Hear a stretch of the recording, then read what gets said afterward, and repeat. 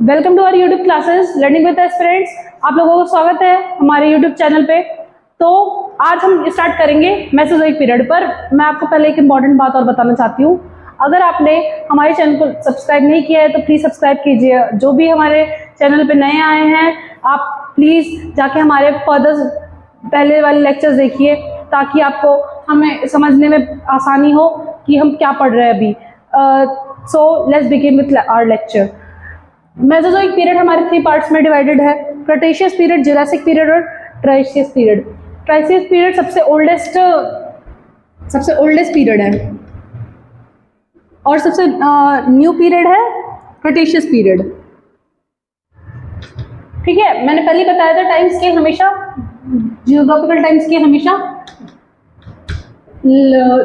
Up to down होता है। मैंने इसे हॉरिजॉन्टली बनाया, वर्टिकली बनाया है, पर हॉरिजॉन्टली बनाया है। आपको वर्टिकली आपको हमेशा डाउन टू अप जाना पड़ेगा। ठीक है, तो हमारा जो जुरासिक पीरियड, तो हमारे जुरासिक पीरियड को एज ऑफ डायनासोर भी कहते हैं। यहाँ पे सबसे ज्यादा डायनासोर पाए गए थे इस पीरियड में, एज ऑफ डायनासोर। और क्रेटेशियस पीरियड को एक्सटेंशन ऑफ डायनासोर कहते हैं। क्यों? क्योंकि यहाँ पे इस टाइम पे इस पीरियड में जो हमारे डायनासोर है वो खत्म हो चुके थे, एक्सटेंट हो चुके थे। Extension of dinosaur.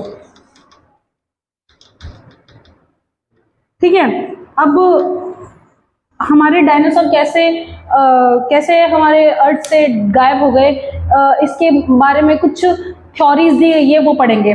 तो माना जाता है कि हमारे जो डायनासोर के एक्सटेंशन है वो वॉल्केनिक एक्टिविटीज की वजह से हुए थे लार्ज स्केल पे। So due to the large volcanic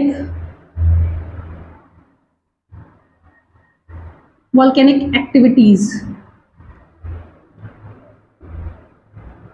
large scale volcanic activities की वजह से। दूसरा ये माना जाता है कि हमारे जो अर्थ है वो कूल डाउन हो गया था, टेम्परेचर बहुत ज़्यादा कूल हो गया था जिसकी वजह से वो सरवाइव नहीं कर पाए और एक्सटिंक्ट हो गए। सो कूलिंग ऑफ अर्थ।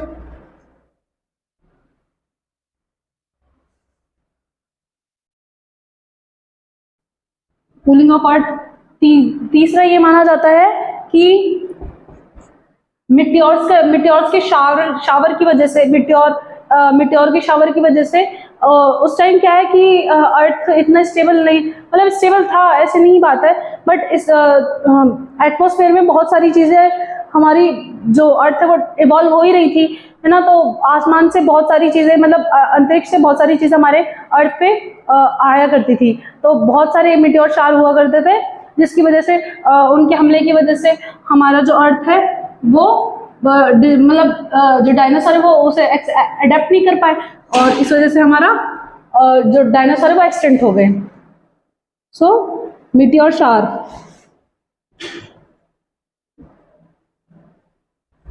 तो मैंने बताया आपको अब तक कि जो एक्सटेंशन है वो थ्री मिथ्स थे, मतलब कि जानवरों के डायनासोर के एक्सटेंशन के लिए हमने थ्री चीजें मानी, साइंटिस्ट ने फाइंड किया। तो कुछ साइंटिस्ट ने बोला कि वॉल्केनिक एक्टिविटीज की वजह से, और दूसरा कि जब हमारा अर्थ है वो ठंडा हो रहा था धीरे धीरे, तो बर्फ ज्यादा पड़ गई, मतलब टेम्परेचर अर्थ का बहुत ज्यादा गिर गया, इसकी वजह से अडेप्ट नहीं कर पाए और डायनासोर एक्सटिंक्ट हो गए। फिर उसके बाद मीटियोर शावर की वजह से जब हमारे वॉल्केनिक एक्टिविटीज हुई थी तो हमारा जो वॉल्केनिक एक्टिविटीज हुई थी वहां पे जिस रीजन में भी, मतलब अर्थ में हमारे वॉल्केनिक एक्टिविटीज की वजह से पूरा जो अर्थ है, पूरा जो प्लेट्यू है हमारा, वो ब्लैक सॉइल से कवर हो गया। ठीक है, अर्थ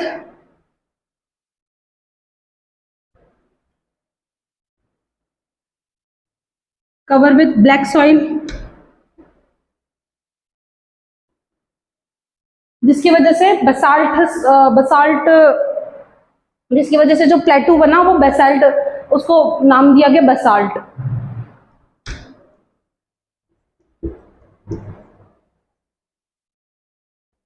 प्लेटू was made up of basalt. और बसाल्ट की क्या खासियत होती है? बसाल्ट की ये खासियत होती है कि वो कॉटन प्रोडक्शन में ज़्यादा काम आता है। ब्लैक सॉइल कॉटन प्रोडक्शन में ज़्यादा काम आता है। और सॉइल जो होती है मतलब कॉटन के लिए सबसे ज़्यादा बड़ी रिक्वायरमेंट ये होती है कि वो ब्लैक होना चाहिए। ब्लैक सॉइल में ही हमारा कॉटन अच्छे से ग्रो हो पाता है। ठीक है, तो हम कुछ एग्जांपल्स पढ़ते हैं बसाल्ट रीजन के। तो पहला तो ये हो जाएगा, ये एग्जांपल्स है इसके बसाल्ट रीजन में। हमारे इंडिया में कहाँ, हमारे ऑल ओवर वर्ल्ड में फेमस जगह है। पहले तो आ जाएगा डेक्कन लावा प्लेटू।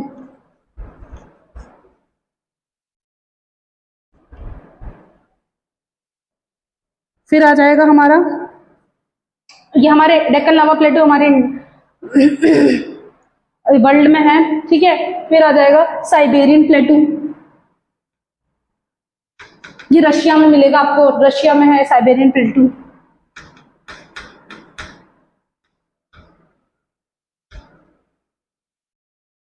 फिर हमारा आ जाएगा कोलंबियन स्नेक प्लेटू।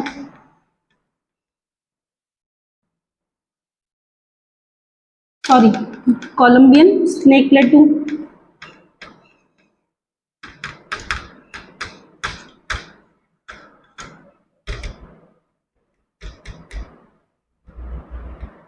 ठीक है, कोलंबियन स्नेक प्लेटू। फिर उसके बाद आ जाएगा हमारे पास एक ही है जहाँ पे हमें ये तो हमारा एग्जांपल हो गया इसका वॉल्केनिक एक्टिविटीज के, जहाँ पे हमें मिला। मिट्योर शार का एग्जांपल हो जाएगा हमारे इंडिया में लोनार लेक, सबसे बड़ा क्रेटर है पूरे, मतलब सबसे बड़ा क्रेटर जो हमारे अर्थ पे आके गिरा था, वो गिरा था लोनार, महाराष्ट्र में है Lonar lake example. Lonar lake Maharashtra.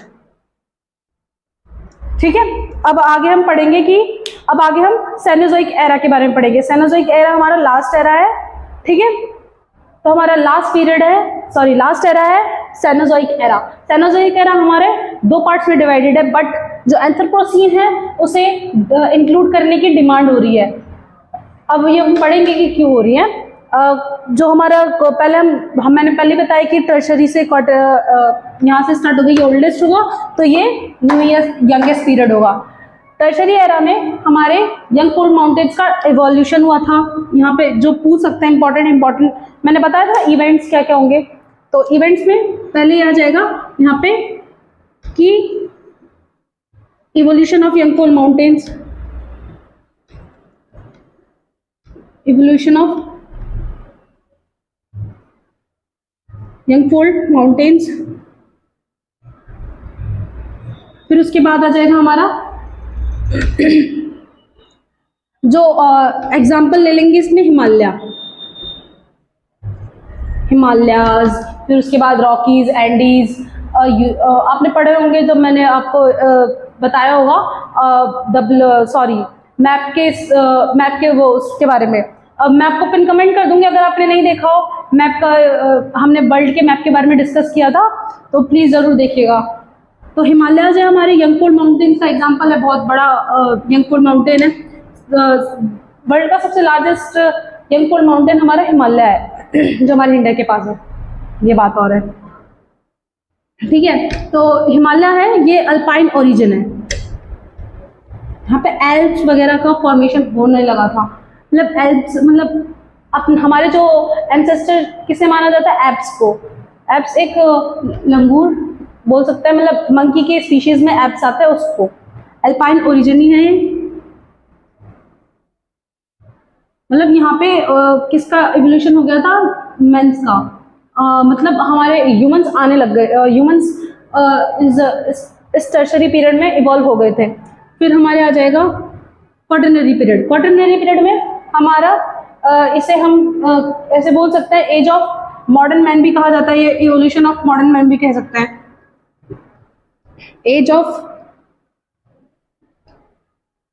Evolution of modern man, homo sapiens ये भी बोल सकते हैं। ठीक है,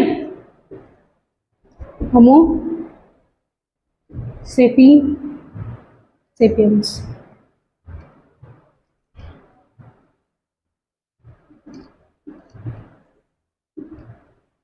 जो यंग मॉडर्न मैन कहे जाते हैं उसे होमो सेपियंस बोलते हैं, ठीक है।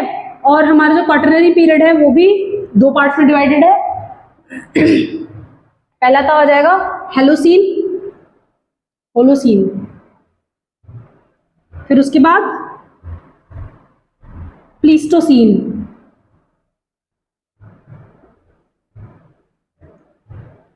इसको आइस एज भी बोलते हैं। और हेलोसीन को हम वार्म क्लाइमेट, मतलब आप ये मान लो पहले हमारा प्लिस्टोसीन आया है फिर उसके बाद हेलोसीन आया है, क्योंकि जब मैंने आपको हिस्ट्री में पढ़ाया था कि हमारे जो 3 पार्ट्स में डिवाइडेड थे, मतलब जब हमने पढ़ा था पीरियड्स के बारे में उस ज़माने में, मतलब कि हमने जब पढ़ा था पैलेलिथिक एरा के बारे में, पैलेलिथिक एरा में पढ़ा था ना उस टाइम, वो वहाँ से प्लिस्टोसीन आया, ठीक है। तो प्लीस्टोसीन, फिर उसके बाद हेलोसीन, फिर हमारा आ जाता है एंथ्रोपोसीन। एंथ्रोपोसीन को हम मॉडर्न मैन भी कहते हैं, और ये हमारे लास्ट 2000 ईयर्स अगो पहले आया है ये। इसका फॉर्मेशन कब हुआ है? 2000 ईयर्स अगो। इस वजह से मतलब ऐसे माना जाता है कि 2000 ईयर्स के बाद इन सब क्वाटरनरी, इन सब के बाद हमारे जो मॉडर्न मैन है, मतलब इनके पास मतलब बहुत ज़्यादा लिबर्टी आ गई थी इवॉल्व करने की। ये लोग जगह जगह एक्सप्लोर कर रहे थे, है ना। तो जैसे जैसे डेवलपमेंट होगा वैसे वैसे डिस्ट्रक्शन भी होगा, तो ये डिस्ट्रक्शन फेज भी माना जाता है एक तरीके से। क्योंकि पहले के टाइम पे हम इतना ज़्यादा जो हमारे अर्थ है उसको हार्म नहीं पहुँचाते थे, बट लास्ट 2000 ईयर्स में हमने अपनी अर्थ को बहुत नुकसान पहुंचाया बिकॉज ऑफ डिफॉरेस्टेशन और बर्निंग ऑफ फॉसिल्स। बहुत सारी फॉसिल्स वगैरह को हम इलेक्ट्रिसिटी वगैरह में यूज़ करते हैं, तो उन सब की वजह से हमारी जो अर्थ है उस पर भी इम्पैक्ट पड़ रहा है, जिसकी वजह जो आज हम इतनी सारी गर्मी, क्लाइमेटिक चेंज हो रहा है। क्योंकि हमारे इंडिया का एग्जाम्पल ले लेते हैं हम, हमारी जो नॉर्थ ईस्ट साइड है वहाँ पे हमारे खूब बहुत ज़्यादा बारिश हो रही है, बट हमारे नॉर्थ ईस्ट साइड में बहुत ज़्यादा गर्मी की वजह से बहुत मतलब इतने इतना टेम्परेचर वो ज़्यादा हो गया है, जिसकी वजह से जंगलों में आग लग रही है। तो ये भी एक क्लाइमेट चेंज का एग्जांपल मान सकते हैं ड्यू टू ग्लोबल वार्मिंग, जिसकी वजह से हमारे बहुत क्लाइमेटिक चेंज हुआ है। और thank you for the lectures, today's lectures. आगे हम पढ़ेंगे इंटीरियर ऑफ द अर्थ के बारे में इन डिटेल। पहले मैंने अर्थ का फॉर्मेशन पढ़ा था, बट अब हमें ना अर्थ के फॉर्मेशन के अंदर अर्थ के इंटीरियर के और भी एक डिटेल एनालाइज करेंगे आने वाले लेक्चर्स में। थैंक यू, और please do like, subscribe and share.